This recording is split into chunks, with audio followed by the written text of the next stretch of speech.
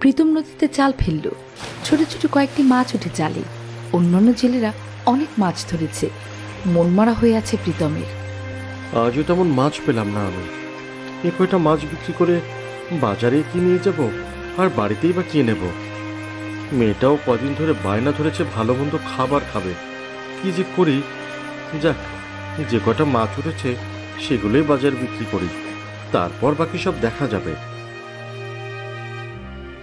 কয়টা টাকা দিয়ে কি যে নেব, ঘরে চাল ডাল কিছুই নেই। আপাতত কয়টা টাকা দিয়ে কিছু চাল কিনে নিয়ে যাই। তুমি এসেছো? মেয়েটা খুব বায়না করছে মুরগির মাংস দিয়ে ভাত খাবে। তোমার জন্য সকাল থেকে অপেক্ষা করছে। আজও তেমন কিছু আনতে পারিনি, শুধু চাল নিয়ে এসেছি। ভাতটা ফুটিয়ে ফেলো, লবণ দিয়ে খেয়ে নেব। আমি আর তুমি নয় খেয়ে নেব। আমাদের ছোট মেয়েটা কিভাবে খাবে বলো? প্রতিদিন আমার মনিকাকে পানি ভাত দিই, বড় জোর একটা মরিচ দিই, আর বাচ্চা মেয়েটা আর এগুলো খেতে পারছে না। কি করব বলো, জালে আজও তেমন একটা মাছ ওঠেনি। আমারও খুব কষ্ট হয় মেয়েটার জন্য। আমি কি বাবা হয়ে মেয়েটাকে খারাপ খাওয়াতে চাই? সত্যি করে বলো তো, কিন্তু ভালো খাওয়াতে আর পারছি কই। তুমি কষ্ট পেও না, আমি ভাত ফুটিয়ে আনছি, আমরা সবাই এগুলোই খাবো। মল্লিকা এই বলে ভাত রান্না করে। তিনজনে খেতে বসে মনিকা আজও ভাত আর শুধু লবণ দেখে বলে, না, আমি এগুলো খাবো না। প্রতিদিন এসব ভালো লাগে না মা। মা, আজকে কষ্ট করে খেয়ে নে, বাবা তোকে আগামীকাল মুরগির মাংস এনে দেবে। তোমরা প্রতিদিন এসব বলো, আর আমায় শুধু ভাত দাও। আমি এসব খাবো না মা। মা মনিকা, আজকের মতো খেয়ে নে মা। তোকে আমি আগামীকাল মুরগির মাংস এনে খাওয়াবো। এখন খেয়ে নে মা। তিনজনই ভাত খেয়ে উঠে। পরের দিন সকালে প্রীতম আবার নদীতে জাল ফেলে। আজ প্রীতম একা, অন্য কোনো জেলে নেই। জাল টেনে উঠায় প্রীতম। জালে এটা কি? এটা তো কিছুটা মানুষের মতো লাগছে, আবার মাছের মতো দেখতে। কি এটা? এই বলে পাড়ে টেনে আনি। জালের ভেতর থেকে বলে, আমায় ছেড়ে দাও, তুমি আমায় মেরো না, দয়া করো, আমায় ছেড়ে দাও। তোমায় আমি মারবো না। কে তুমি?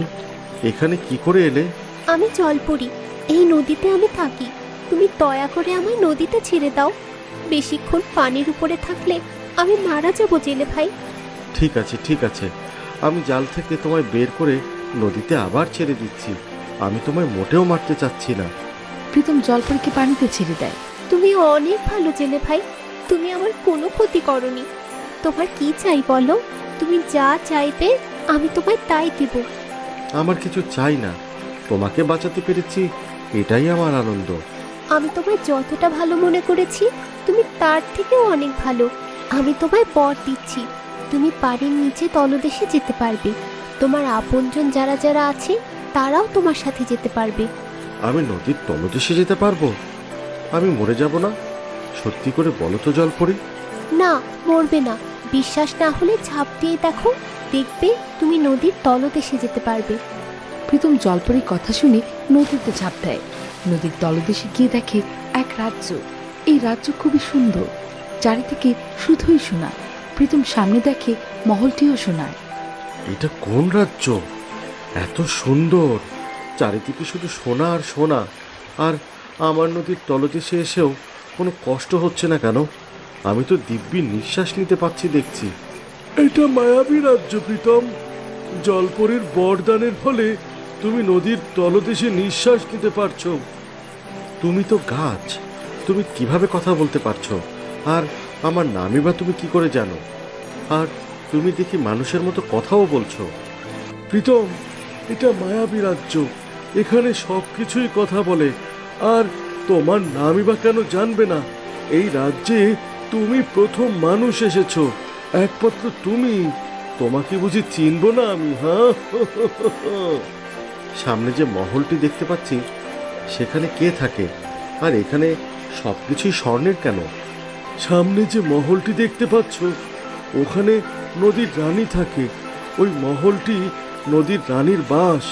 তুমি যেহেতু নদীর তলদেশে এসেই পড়েছো, একবার রানী মায়ের সঙ্গে দেখা করে যাও। তুমি গেলে নদীর রানী খুব খুশি হবেন। গাছের কথায় প্রীতম ধীরে ধীরে মহলের ভেতরে প্রবেশ করে। গিয়ে দেখে সিংহাসনে নদীর রানী বসে আছে। প্রীতম, তোমাকে আমার রাজ্যে স্বাগতম। কি চাই তোমার বলো?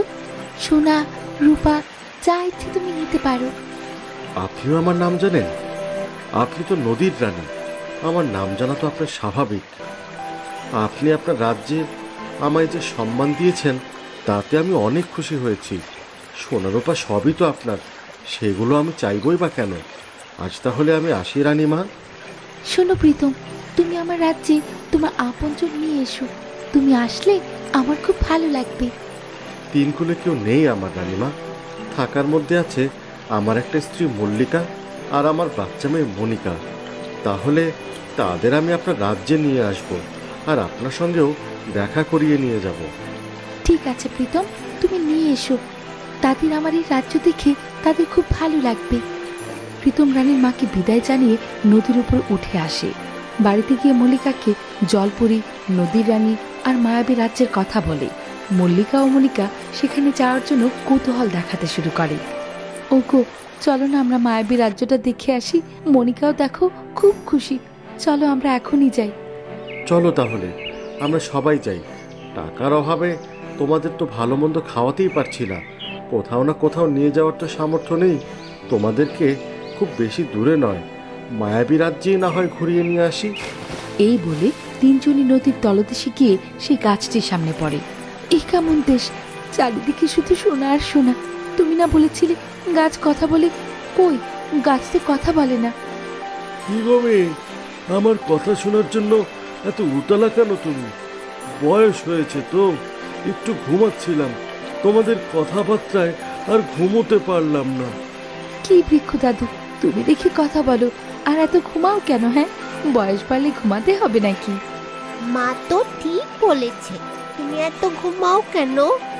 কি হে, তোমরা সবাই চাও আমি জেগে থাকি, আমি বুঝি ঘুমাবো না তোমাদের জন্য? মল্লিকা, আমার গাছের তলাটা একটু পরিষ্কার করে দিবি? কতদিন হলো কেউ একটু পরিষ্কারও করছে না। বৃক্ষ দাদু, তুমি আমার নাম জানলে কিভাবে?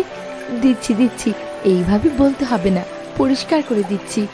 তবে আর বলছে কি, ব্রাহ্মদাদু সবার নাম জানে, বুঝলে মল্লিকা? এটা মায়াবী রাজ্য, এখানে সবাই কথা বলে। তুমি তো একদম ঠিকই বলেছিলে। বৃক্ষ দাদুর গাছের নিচটা একটু পরিষ্কার করে দেই, তুমি একটু মনিকাকে নিয়ে দাঁড়াও। মনিকা এই বলে গাছের গোড়া পরিষ্কার করে দিল। দেখো দাদু, কেমন ঝকঝকে করে দিয়েছি। তুমি এবার খুশি তো? তা তোমার মেয়ে পরিষ্কার করেছে সুন্দর, কিন্তু আমি খুশি না। ওই যে পাশে কুয়া দেখছো, সেখানে একটা ভয়ঙ্কর রাক্ষস থাকে। সে নাতনি কমলিনীকে আটকে রেখেছে। অনেক চেষ্টা করেছি, ছাড়ছে না। তোমার নাতনি কমলিনী মানে? কমলিনী কি মানুষ? আর কমলিনীকে রাক্ষসের হাত থেকে ছাড়ানোর উপায় কি? কমলিনী আমার নাতনি, ও মানুষ না, ও জলপরি। একমাত্র কোনো একজন মানুষই পারবে সেই রাক্ষসের কবল থেকে আমার নাতনিকে বাঁচাতে। তাহলে আমরা কমলিনীকে বাঁচাবো দাদু, তুমি দুঃখ পেও না। চলো প্রীতম, কুয়োর কাছে যাই। কুয়োর কাছে তিনজন যায়। কুয়োর সামনে গেলে কারো চিৎকার শোনা যায়। কে চিৎকার করছো? কমলিনী, তুমি কি এখানে আছো? কমলিনী, শুনতে পাচ্ছ আমার কথা? কে তুই? আমার শিকারকে কেন ডাকছিস? আমি নিহত মানুষ খাই না, শুধু জলপরি খাই। নয়তো এখানে তোদের তিনজন কেউই বেঁচে থাকতে না, খেয়ে ফেলতাম। কমলিনীকে ছেড়ে দাও, তুমি কারো প্রাণ নিতে পারো না। ছেড়ে দাও কমলিনীকে। কলর সোনা নিয়ে এসে বলে, তোরা এই সোনা নিয়ে এইখান থেকে যা, আমাকে আর বিরক্ত করিস না, যা বলছি। কারো প্রাণের চেয়ে সোনা দামি নয়। আমরা কারো জীবনের বদলে সোনা চাই না। তুমি দয়া করে কমলিনীকে ছেড়ে দাও, আমাদের সোনা ভর্তি কলস লাগবে না। রাক্ষস থেকে আস্তে আস্তে নদীর রানী রূপ নিয়ে বলে, আজ থেকে এই সব তোমাদের। তোমরা আমার পরীক্ষায় উত্তীর্ণ হয়েছ। তোমরা সোনার প্রতি লোভ করনি, একজন প্রাণ বাঁচাতে চেয়েছ। আজ থেকে এই সব তোমাদের। তবে আমরা যে চিৎকার শুনলাম, এটা কিসের চিৎকার ছিল নদীর রানী? মল্লিকা, এটা মায়াবী রাজ্য, এখানে সব সম্ভব। ওই চিৎকার মায়া দিয়ে করা। আমি প্রথমে পরীক্ষা নিয়েছি, সেও উত্তীর্ণ, তাকে বলেছিলাম আমার রাজ্য থেকে সোনা নিতে, সে নেয়নি। তাই দেখলাম তোমরা কেমন। মল্লিকা, তুমিও খুব ভালো। তোমাদের এই সততা দেখে আমি মুগ্ধ। আজ আমি তোমাদের উপর খুশি হয়ে এই সোনা ভর্তি কলস দিলাম। আজ থেকে এই সব তোমাদের। এই কলসটি নিয়ে যাও তোমরা। এই কলসের সোনা তুমি যতই নাও না কেন কখনোই খালি হবে না। প্রীতম নদীর রানীর দেয়া সেই কলসটি হাতে নেয়। আমাকে আবার ভুলে যেও না তোমরা। তোমাদের কিভাবে ভুলবো? তুমি তো আমাদের বোকা বানালে দাদু। মল্লিকা প্রীতম সবাইকে হাসি মুখে বিদায় জানিয়ে তারা নিজেদের বাড়ি ফিরে আসে। কুড়ি ঘর থেকে তাদের পাকা বাড়ি তৈরি করে। তাদের আর কোনো অভাব অনটন থাকে না। দুঃখ দুর্দশা দূর হয়ে যায়। এরপর তারা সুখে শান্তিতে সংসার করতে লাগলো।